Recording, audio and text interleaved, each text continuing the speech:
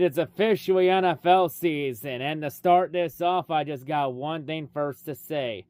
Los Angeles, acknowledge your reigning, defending, undisputed NFC North heavyweight champions of the world, the brand new Detroit Lions. And of course, I am back with the tribal chief chain for the Outsiders. Now, one thing I've noticed in the offseason is a lot of Rams fans have been starting to get a bit out of line. But this Sunday, Detroit's going to make sure the Rams get back in line and know their place. Since it's pretty obvious the San Francisco 49ers aren't doing a good enough job of that right now. But have no fear, Bang Bang Niner gang. We'll do your job for you. So yeah, week 1 on Sunday Night Football against the Los Angeles Rams. So let's take a look at this game against the Rams, as it's a rematch from the playoffs last year in the wild card round on Super Wild Card Weekend. That was also a Sunday night game. So of course for this game, Detroit is currently, the point spread has Detroit currently favored in this game by 4 points. So Detroit are pretty decent favorites against the Rams this Sunday night. Of course, the Rams, they lead the all-time series over Detroit 45-42-1, so it's a pretty even rivalry, but the Rams have a slight edge. However, Detroit won the last meeting against the Rams, which was up in the playoffs last year in the wild card round. Of course, LA last year, they were 5-4 in the regular season on the road. Detroit was 6-2 at home last year. So, of course, the key players on the offense for the Rams, of course, we have, that QB. The Rams QB is a QB Detroit has known pretty well for 12 years. Good old Matt Stafford. And, of course, you also got Kyren Williams at running back, who's emerging to be RB1 for the Rams. And then the receiving core, of course, is obviously headlined by Cooper Kupp, who is slowly becoming a shell of himself since that epic 2021 season he had. Ever since that 2021 season, he's had issues staying healthy, and he hasn't gone to 1,000 yards since. You also have other players in there because Puka Nacua has quickly emerged as the top wideout for the Rams. However, he's questionable for this game with a knee injury, but I imagine Puka Nacua is going to play through this game and play through that injury, so I think Puka's playing this Sunday night. Of course, you also got Demarcus Robinson in there, and you got Colby Parkinson that's going to take most of the reps for tight end 1. Since Tyler Higbee is still on PU, physically unable to perform list for that knee and ACL and MCL injury he suffered last year in the playoffs. And yes, folks, Rams fans are still pissed about what Kirby Joseph did to Higbee in the playoffs. Even Stafford probably is still pissed, along with Stafford's wife, Kelly, who is quickly becoming a Karen. At this point, we may as well call Kelly Stafford Karen Stafford. I mean, for fuck's sake, she's already halfway to being a Karen ballsack. For fuck's sake, she has literally the Karen haircut. So, yeah. And, oh, yeah, Kelly Stafford and Matt's children will not be in the game at Ford Field Sunday. Because Kelly's still pissed at how the fan base treated Stafford for a playoff game, when everyone booed Stafford. I mean, what? You really expected Detroit to cheer for him in Detroit's first playoff game in 30 years? Get the fuck out of here. When Stafford is trying to end Detroit's season, fuck off. And also, by the way, real quick, Rams fans, before I say anything else, Kirby Joseph still did nothing wrong to Tyler Higbee. It was a very clean hit. It was a clean hit. Kirby was just doing his job. And before any Rams fans complain in the comments, answer this question. What rule in the rulebook did Kirby Joseph violate with that hit on Higbee? Because last I checked in that game, Kirby Joseph never got flagged or penalized or fined or suspended for that hit. Because last I checked, that's a clean hit, and that's what defensive backs are supposed to do to tight ends in that situation. And plus, last I checked, you're allowed to use their shoulder as a weapon at the knees. You can use your shoulder as a weapon as long as it's below the head and neck area. You can't use it for the head and neck area. But anything below this hand on down is fair game. And plus, players in the NFL have been doing that shit for years. Also, for all the Rams fans crying about Tyler Higbee doing it, weren't players on the Rams doing the exact same goddamn thing to Sam Laporta in the playoff game last year as well?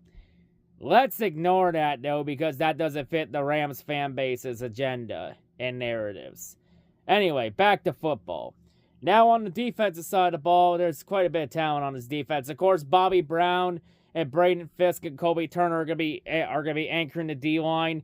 As, of course, Braden Fisk, the rookie the Rams took in the second round, is going to be tasked with trying to replace Aaron Donald after Aaron Donald retired in the offseason, which I think a lot of people saw it coming. It's still going to be a big blow, not only to the Rams, but to the NFL as a whole. Easily one of the most dominant pass rushers of this generation is gone. Going to be a big blow as the Rams core is slowly starting to age out. But, of course, there are other names on here. In the linebacking core, you got names like Christian Rosboom after Ernest Jones was traded to the Titans out of the blue at the 11th hour, which is like, okay, that was random. But you got Christian Rosboom gonna be in charge of anchoring that linebacking core along with rookie Jared Verse, who the Rams took in the first round. Yes, it's quite unbelievable. For the first time in 8 years, the Rams actually had a first-round pick and used it. They didn't trade away a first-round pick for fucking once. Ain't that, like, that's how you know 2024 has been a pretty fucked up year. When the Rams had a first-round pick and didn't trade it away. What a weird year 2024 has been already, and the season hasn't even started yet. You also got Byron Young in there. In the secondary, you got names like Carmen Curl, Kobe Durant, Quentin Lake. You also got Tre'Davious White in his first game in Rams uniforms. And then you also got Darius Williams as well. The head coach of the squad, of course, is Sean McVay. You also got offensive coordinator Mike LaFleur. And you got defensive coordinator Chris Shula, who is the grandson of legendary coach Don Shula. And Chris is going to be tasked in the big shoes of replacing Raheem Morris after Raheem left to go take a head coaching job with Atlanta in the offseason. Of course, the Rams' offense last year was a top 10 offense, ranked 7th, 10th in the passing game, 11th in the rushing game. Now, while the Rams' defense still a bit to be decided, as they were the 20th ranked defense last year, 20th against the pass, 12th against the run. So obviously the big keys to win this game, of course, is easily run that ball, because part of the reason they were 12th is because they had a shit record on Aaron Donald, and now that shit record is retired. And will most like, and of course, Aaron Donald's next stop is easily going to be Canton in a couple years. Like Aaron Donald, he's easily a first ballot Hall of Famer, easily a shoo-in for it with his career accomplishments. But yeah, you know, I think easily run the ball, like pretty much everything the Lions did in the wild card game. Just do that, and maybe hope the defense doesn't give up so many yards. I think obviously defensively, got to find a way to shut down Puka Nacua and Cooper Kupp, because those are going to be Stafford's two biggest targets, more so Puka Nacua, since, yeah, Puka is slowly becoming Stafford's new favorite toy in L.A. Since I guess Cooper Kupp is worn out and Stafford doesn't want to play with him no more.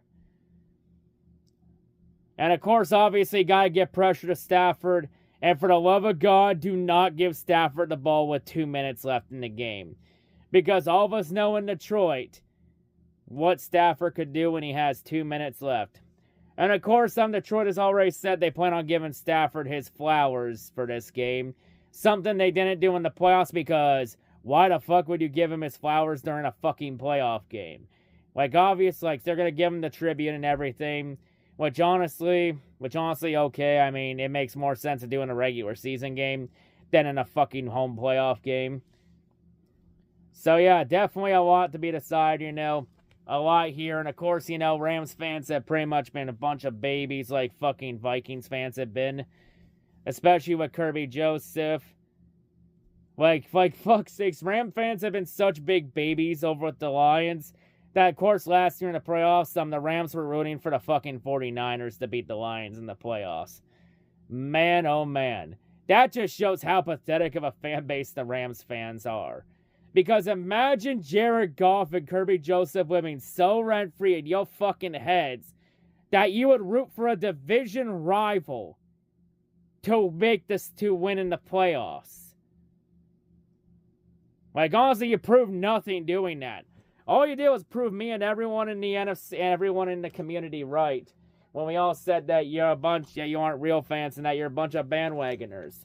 Because real fans don't root for a division rival up in the playoffs. Honestly, as Desert Eagle 90, if he would root for a rival in the playoffs, he'll tell you, fuck no. As Dashy, if he would root for a division rival in the playoffs, he'll say, hell no. Hell, ask anyone in the Lions fan base. From Manbeast to Mondo Ray Moore to 313 Hitman, Ace Taker, etc. If they would root for a division rival in the playoffs, I guarantee you all four say, fuck no, we ain't rooting for no division rival in the playoffs. Obviously, I don't know what kind of circle jerk shit you do in the NFC West, but we don't do that bullshit over here in the NFC North. Well, except Jackass Tribe, because, well, it's Jackass Tribe. Hell, even ask like New York Giants and Dallas Cowboy fans if they would root for a division rival in the playoffs, especially if it's the Eagles. They'll say fuck no. But yeah, that's just my gripe with the fan base. And you know what, Stafford? You'll get your flowers. You'll probably get your cheers. Until the fan base chants 2 magic words that would ruin Stafford's homecoming and ruin Stafford getting his flowers. Because you'll get your tribute, you'll get your love, Stafford. But once that ball is kicked off Sunday night, all that love and all those flowers go straight down the toilet.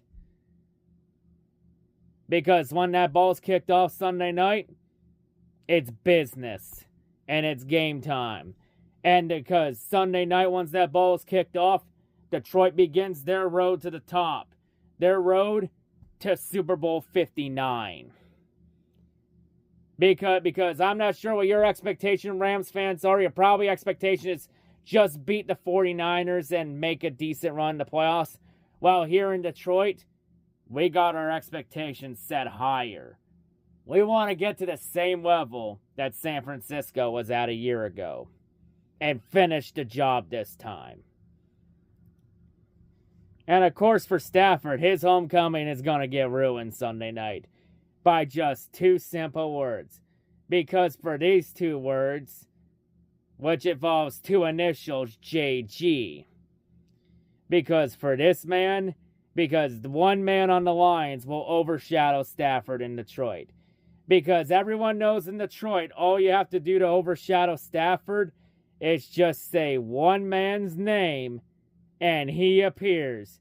Because in the 313, we believe in Jared Goff. We believe in Jared Goff. We believe in Jared Goff. And oh yes, Matt Stafford, when you come out of that tunnel Sunday night, you ain't gonna come out to a sight you've been used to seeing in Detroit for 12 years. You ain't coming out to see a Honolulu Blue. No. This Sunday, Stafford, you're coming out to something different. Because this Sunday, Stafford, it ain't gonna be a sea of Honolulu Blue. It's gonna be a sea of black Motor City Muscle. Since one of the rumors coming into this game, according to reports, is Detroit is going to be debuting returning the black uniform Sunday night. Honestly, please, for the love of God, be true. Let's show Stafford and all these Rams fans that this is a new era in Detroit. And we kick it off with a bang with the black jerseys. As this Sunday, the road to Super Bowl 59 begins back in black. In terms of score prediction, I got the Lions winning 20-18, Detroit by 2. It's going to be a close game. Stafford's going to keep it. Rams are going to keep it close. But I think Detroit will once again prevail. And Stafford's homecoming will be ruined again by Jared Goff and the Lions. So yeah, we got business to handle. We got an NFC North title to defend. And we got a Super Bowl to go win this year. But yeah, That wraps it up from your Outsiders Tribal Chief. Looking forward, the NFL season officially back in business. Peace out, everybody, and as always, go Lions.